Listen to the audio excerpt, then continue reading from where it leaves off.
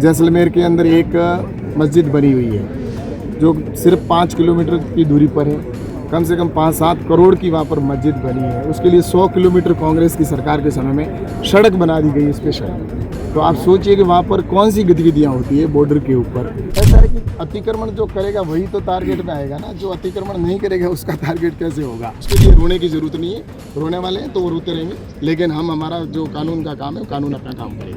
तो इसलिए वो समय चला गया जो कांग्रेस का काल था। कांग्रेस के समय में उन्होंने बहुत मज़े कर लिए, अब आने वाले समय में कोई मज़ा नहीं कर पाएगा। अब देश के हिसाब से चलेगा। 50 किलोमीटर जा रहे हैं सुरक्षा के लिए, क्या कहेंगे?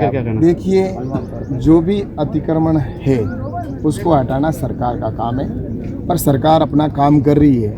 जैसा कि प्रशासन है तो प्रशासन ने जहाँ पर भी अवैध अतिक्रमण थे उनको हटाने का काम किया है।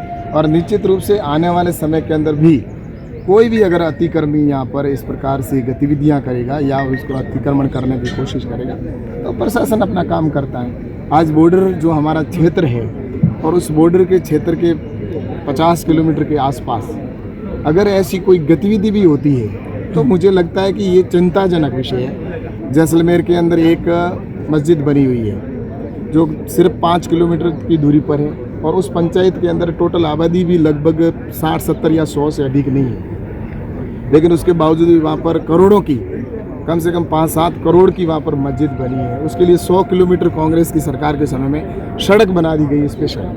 तो आप सोचिए कि वहाँ पर कौन सी गतिविधियाँ होती है बॉर्डर के ऊपर। तो इसलिए ऐसी जहाँ भी होती है कार्रवाइयाँ, निश्चित रूप से उसके ऊपर मुझे लगता है कि प्रशासन अपना काम कर रहा है। और ये क्योंकि बॉर्डर का विषय है, आज मैं बांग्लादेश के अंदर, बंगाल के अंदर वहाँ पर था चुनाव प्रचार में, तो मैंने देखा कि वहाँ पर भी जिस प्रकार की स्थितियाँ बनी हुई थी बॉर्डर के ऊपर, अगर इस समय भारतीय जनता पार्टी की वह सरकार नहीं बनती तो आने वाले 10 साल बाद में बांग्लादेश में चला जाता है। ऐसी स्थितियाँ भयावह बनी हुई थी। तो ऐसे ही बॉर्डर का एरिया पूरा जो है उसके ऊपर निगरानी रखने का आम जन का काम है और प्रशासन का काम है, और प्रशासन अपना काम कर रहा है। तो मुझे निश्चित रूप से इस बात पर ये कहना है कि प्रशासन जिस प्रकार का अगर अवैध या कहीं पर भी वहाँ पर कोई भी करता है अगर अतिक्रमण, तो स्वाभाविक है वो एक नियम और कानून प्रक्रिया के तहत कार्रवाई करते हैं, और आगे भी अगर कोई होगा इस प्रकार की कार्रवाई होती रहेगी। सर, ये पूरा बना हुआ तो सरकारी महकमे से था? नहीं, कोई भी अगर किसी समय की सरकार है, अगर उसने उस समय बनाया है, अगर गलत बनाया है तो सरकार आती है तो उस समय प्रशासन निर्णय लेता है कि उसमें क्या है। तो मुझे लगता है इसमें ऐसा नहीं है, जो भी अगर गलत हुआ है तो उसके ऊपर गलती थोड़ी रहेगा, उसको ठीक भी करना पड़ेगा, सुधार भी करना पड़ेगा। सर, कांग्रेस इसको लेकर हमलावर है कि पूरी तरह से भाजपा स्वाद बिगाड़ रही है? ऐसा है कि ये पहले सोचना चाहिए था कि आप अतिक्रमण कर रहे हैं, सरकारी भूमि पर अगर कब्जा कर रहे हैं, तो मुझे लगता है कि प्रशासन को अपना एक काम तो करना पड़ेगा। तो इसमें नाराज होने की या उसमें हमलावर होने की ज़रूरत नहीं है, आगे भी करेगी सरकार। ये सरकार है जो हमेशा पारदर्शिता से चलती है। हमारे आदरणीय भजनलाल जी मुख्यमंत्री जी हैं, जिन्होंने आपने देखा होगा उनका काम करने का तरीका एकदम अलग है, शांति प्रिय। वो जिस प्रकार से काम कर रहे हैं, विकास को उन्होंने प्राथमिकता दी है।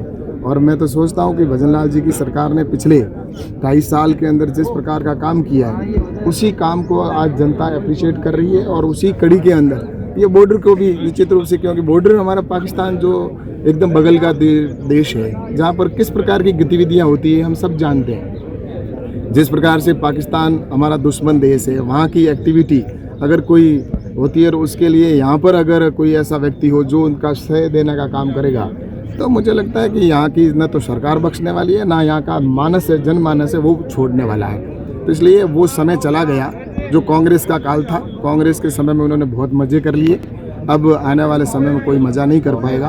अब देश के हिसाब से चलेगा। समाज को टारगेट किया जा रहा है। ऐसा है कि अतिक्रमण जो करेगा वही तो टारगेट में आएगा ना, जो अतिक्रमण नहीं करेगा उसका टारगेट कैसे होगा।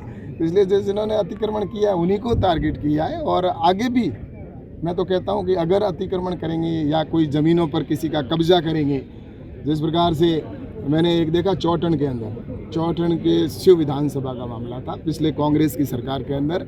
एक बहन मेरे पास रोती हुई आई और उसने कहा कि मेरी ज़मीन पिछले 40 साल से मैं उस पर मैं काबिज हूँ, मेरे पिताजी ने दादाजी की ज़मीन है और उसके ऊपर अल्पसंख्यक के कुछ मुस्लिम हैं जिन्होंने उसके ऊपर नज़र गाड़ रखी है और उन्होंने हमें मार पीट कर यहाँ से भगा दिया और ये कह के भगा दिया कि आप लोग यहाँ क्या मांगते हो, आपका जहाँ जाना दूसरी जगह जाइए, हमारे बीच में आपको रहने का अधिकार नहीं है। ये गलत है। इसलिए मैं सोचता हूँ कि इस प्रकार से कोई अब नहीं हो सकता। हमारे लिए सब समान है, लेकिन अगर गलत करेगा तो उसको तो कानून अपना काम करना करेगा, उसके लिए उसको तैयार भी रहना चाहिए। उसके लिए रोने की ज़रूरत नहीं है, रोने वाले हैं तो वो रोते रहेंगे, लेकिन हम हमारा जो कानून का काम है वो कानून अपना काम करेंगे।